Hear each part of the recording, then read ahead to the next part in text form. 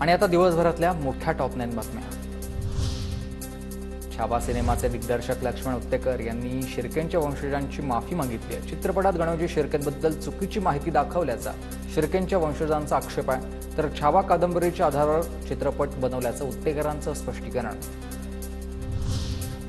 Box ऑफिसवर छावा चित्रपट सुसाट आहे। चित्रपटाच्या प्रदर्शनानंतर 8 दिवसात 249 कोटी रुपयांची रेकॉर्ड ब्रेक कमाई।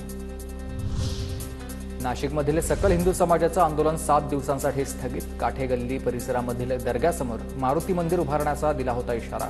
महंत सुधीरदास यांना पोलिसांनी ताब्यात घेतलं होतं। महाराष्ट्रामधून कर्नाटकात जाणारी एसटी बस सेवा अनिश्चित काळासाठी बंद। प्रवाशांच्या सुरक्षेसाठी कर्नाटकच्या बस फेऱ्या रद्द। परिवहन मंत्री प्रताप सरनाईक यांचे निर्देश।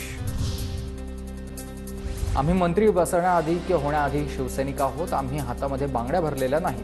महाराष्ट्रामधील एसटी चालकाला काळ फासल्यानंतर परिवहन मंत्री प्रताप सरनाईक यांचा कानडी संघटनांना इशारा। एकनाथ शिंदे साहेब तब्बल 2 महिने बेळगावमध्ये त्यांनी कारावास भोगलेला आहे, त्यामुळे आंदोलन करते म्हणून त्यांची ओळख आहे। आणि आम्ही काय हातात बांगड्या भरलाय का? मंत्री वगैरे नंतर, आम्ही आधी शिवसैनिक आहोत।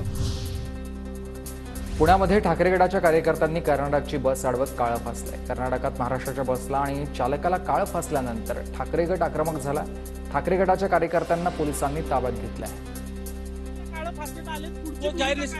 हे फक्त आता प्रशासनाला आपल्याच आहे, त्यामुळे प्रशासनाला एक बाजू म्हणून आम्ही फक्त प्रशासनाला एक जास्ती वेठी धरत नाहीये म्हणून फक्त हा इशारा दिलाय। यानंतर सर्व गाड्या फोडून जाळून टाकल्या जातील एवढं सांगतो शिवसेनेमार्फत। कारण प्रशासन शेवटी आपल्याच आहे, त्याला आता वेठी धरणं योग्य नाही, कारण इथं गृहमंत्री आलेले आहेत, त्यांना हा संदेश देणं आम्हाला अपेक्षित आहे। राज्यामध्ये 10वी पेपर फुटी प्रकरणी एकूण 11 जणांवर कारवाई। जळगावमध्ये 3 अल्पवयीन मुलांसह झेरॉक्स दुकानदार ताब्यात। जालन्यामधल्या केंद्र चालकासह शाळेच्या कर्मचाऱ्यांना अटक। तुळजाभवानीच्या मुख्य गाभाऱ्यासह मंदिराची पुनर्बांधणी होणार आहे। 2 वर्ष देवीची मूर्ती दुसऱ्या ठिकाणी ठेवण्यात येणार। पुरातत्व विभागाच्या मार्गदर्शनाखाली मंदिराची नव्यानं उभारणी होईल।